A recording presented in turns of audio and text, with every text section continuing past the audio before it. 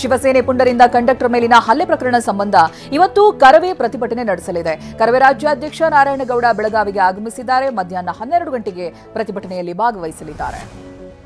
ಮಹಾರಾಷ್ಟ್ರದಲ್ಲಿ ಮರಾಠಿಗರ ದೌರ್ಜನ್ಯ ಹೆಚ್ಚಾಗ್ತಾ ಇದ್ದಂತೆ ಮಹಾರಾಷ್ಟ್ರಕ್ಕೆ ಹೋಗ್ತಾ ಇದ್ದಂತ 250 ಬಸ್ಗಳ ಸಂಚಾರ ರದ್ದಾಗಿದೆ. ಈ ಮಧ್ಯೆ ಇವತ್ತು ಸಾರಿಗೆ ಸಚಿವರು ಕೊಲ್ಲಾಪುರ ಅಧಿಕಾರಿಗಳ ಜೊತೆ ಸಭೆ ನಡೆಸಲಿದ್ದಾರೆ. ಡಿಸಿಎಂ ಡಿಕೆ ಶಿವಕುಮಾರ್ ಇವತ್ತು ದೆಹಲಿಗೆ ತೆರಳಿದ್ದಾರೆ. ಬೆಳಗ್ಗೆ 11 ಗಂಟೆಗೆ ಜಲಶಕ್ತಿ ಸಚಿವರನ್ನ ಭೇಟಿಯಾಗಲಿದ್ದಾರೆ. ಬಳಿಕ ಹೈಕಮಾಂಡ್ ನಾಯಕರನ್ನ ಕೂಡ ಭೇಟಿಯಾಗುವಂತ ಸಾಧ್ಯತೆ ಇದೆ. ಇದೇ ವೇಳೆ ಕಾಂಗ್ರೆಸ್ ಕಟ್ಟಡದ ಶಂಕುಸ್ಥಾಪನೆ ಹಾಗೆ ರಾಹುಲ್ ಗಾಂಧಿ ಅವರನ್ನ ಈ ಒಂದು ಕಾರ್ಯಕ್ರಮಕ್ಕೆ ಆಹ್ವಾನ ನೀಡಲಿದ್ದಾರೆ. ಅವರಿಗೆ ರಾಜ್ಯದ ನೀರಾವರಿ ಯೋಜನೆಗಳ ವಿಚಾರವಾಗಿ ದೆಹಲಿಗೆ ತೆರಳುತ್ತಾ ಇದ್ದೀನಿ ಅಂತ ಬೆಂಗಳೂರಿನಲ್ಲಿ ಡಿಸಿಎಂ ಡಿಕೆ ಶಿವಕುಮಾರ್ ಹೇಳಿದ್ದಾರೆ. ರಾಜ್ಯದ ನೀರಾವರಿ ಯೋಜನೆಗಳಿಗೆ ಬರಬೇಕಿದ್ದಂತ ಅನುದಾನ ಬಂದಿಲ್ಲ, ಕೆಲ ನೀರಾವರಿ ಯೋಜನೆಗಳಿಗೆ ಕ್ಲಿಯರೆನ್ಸ್ ಸಿಕ್ಕಿಲ್ಲ. ಈ ಬಗ್ಗೆ ಕೇಂದ್ರ ಜಲಶಕ್ತಿ ಸಚಿವರನ್ನ ಭೇಟಿಯಾಗಿ ಚರ್ಚಿಸ್ತೀನಿ ಅಂತ ಹೇಳಿದ್ದಾರೆ.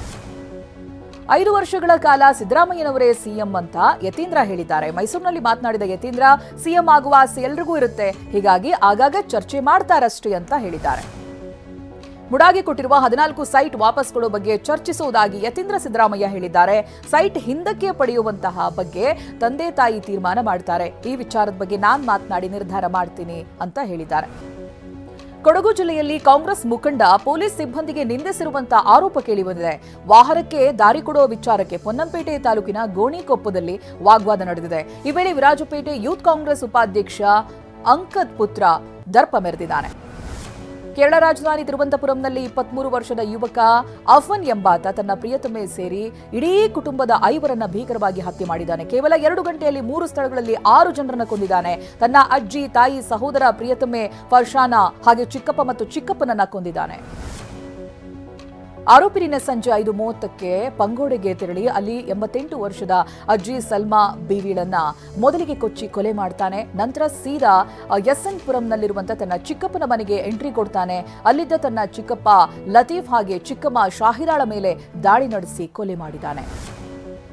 ಪೆರುಮಳದಲ್ಲಿರುವ ತನ್ನ ಮನೆಗೆ ಬಂದ ಹಂತಕ ಅಫನ್ ತನ್ನ 14 ವರ್ಷದ ತಮ್ಮನ ಮೇಲೆ ಮಾರಕಾಸ್ತ್ರದಿಂದ ಹೊಡೆದು ಕೊಂದಿದ್ದಾನೆ.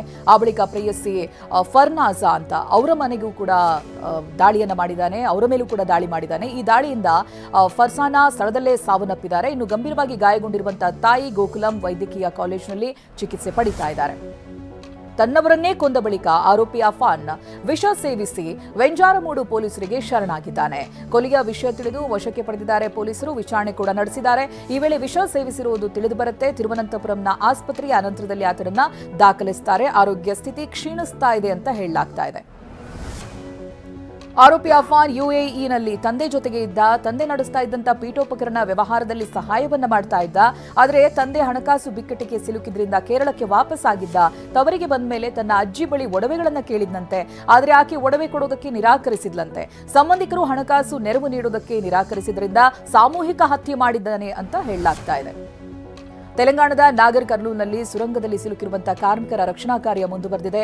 ರಕ್ಷಣಾ ಪಡೆ 13 ಕಿಲೋಮೀಟರ್ ಸುರಂಗದ ಒಳಗೆ ನುಗ್ಗಿದ್ದು 30 ಮೀಟರ್ನಷ್ಟು ಮಣ್ಣು ತೆರವು ಮಾಡೋದು ಬಾಕಿ ಇದೆ. ರಕ್ಷಣಾ ಕಾರ್ಯಾಚರಣೆಗೆ ಕೆಸರು ಮತ್ತೆ ನೀರು ಅಡ್ಡಿಯಾಗ್ತಾ ಇದೆ. ದೆಹಲಿ ಸಿಎಂ ಕಚೇರಿಯಲ್ಲಿ ಅಂಬೇಡ್ಕರ್, ಭಗತ್ ಸಿಂಗ್ ಫೋಟೋ ತೆಗೆಯಲಾಗಿದೆ ಅಂತ ಆಮ್ ಆದ್ಮಿ ಪಕ್ಷ ಆರೋಪಿಸಿದೆ. ನೂತನ ಸಿಎಂ ಕಚೇರಿಯ ಫೋಟೋವನ್ನ ಪೋಸ್ಟ್ ಮಾಡಿದ್ದು ಅತಿಶಿ ನೇತೃತ್ವದಲ್ಲಿ ಪ್ರತಿಭಟಿಸಲಾಯಿತು. ದೆಹಲಿಯ ಹೃದಯ ಭಾಗದ ರಸ್ತೆಯಲ್ಲಿ ದೊಡ್ಡದಾದ ಗುಂಡಿ ಬಿದ್ದಿದೆ. ದ್ವಾರಕಾದ ಸೆಕ್ಟರ್ 12ರ ಕೆಎಂ ಚೌಕ್ ಬಳಿ ಸರ್ವಿಸ್ ಲೇನ್ನ ಒಂದು ಭಾಗ ಕುಸಿದಿದ್ದು ಹೊಂಡದಲ್ಲಿ ಕಾರು ಕೂಡ ಬಿದ್ದಿದೆ ಅಂತ ವರದಿಯಾಗಿದೆ. ತಮಿಳುನಾಡಿನಲ್ಲಿ ಹಿಂದಿ ಹೇರಿಕೆ ವಿರುದ್ಧ ಹೋರಾಟ ನಡೆಸಲಾಗ್ತಾ ಇದೆ. ಚೆನ್ನೈನಲ್ಲಿ ಅಂಚೆ ಕಚೇರಿ ಹಾಗೆ ಬಿಎಸ್ಎನ್ಎಲ್ ಕಚೇರಿಯಲ್ಲಿನ ಸೈನ್ ಬೋರ್ಡ್ಗಳ ಹಿಂದಿ ಅಕ್ಷರಗಳಿಗೆ ಕಪ್ಪು ಬಣ್ಣ ಬಳಿಯಲಾಗಿದೆ. ಪ್ರಯಾಗ್ರಾಜ್ನಲ್ಲಿ ನಡೀತಾ ಇರುವಂತಹ ಮಹಾಕುಂಭಮೇಳದಲ್ಲಿ ಅನಾಹುತವೊಂದು ತಪ್ಪಿದೆ. 15 ಮಂದಿ ಭಕ್ತರಿದ್ದಂತ ಬೋಟ್ ಅರೈಲ್ ಘಾಟ್ ಬಳಿ ಮತ್ತೊಂದು ದೋಣಿಗೆ ಡಿಕ್ಕಿ ಹೊಡೆದು ಮಗುಚಿ ಬಿದ್ದಿತ್ತು. ಅದೃಷ್ಟವಶಾತ್ ಎಲ್ಲಾ ಪ್ರಯಾಣಿಕರನ್ನ ರಕ್ಷಣೆ ಮಾಡಲಾಗಿದೆ. ಐತಿಹಾಸಿಕ ಮಹಾಕುಂಭಮೇಳಕ್ಕೆ ನಾಳೆ ಕೊನೆ ದಿನ. ಮಹಾಶಿವರಾತ್ರಿಯ ಪುಣ್ಯ ಸ್ನಾನ ಮಾಡೋದಕ್ಕೆ ಬಿಹಾರದಿಂದ ಭಕ್ತರ ದಂಡೆ ಹರಿದು ಬರ್ತಾ ಇದೆ. ಪಾಟ್ನಾದ ರೈಲ್ವೆ ನಿಲ್ದಾಣದಲ್ಲಿ ನೂಕುನುಗ್ಗಲು ಉಂಟಾಯಿತು. ಮಹಿಳೆಯರು, ಮಕ್ಕಳು ಪರದಾಡಿದ್ರು.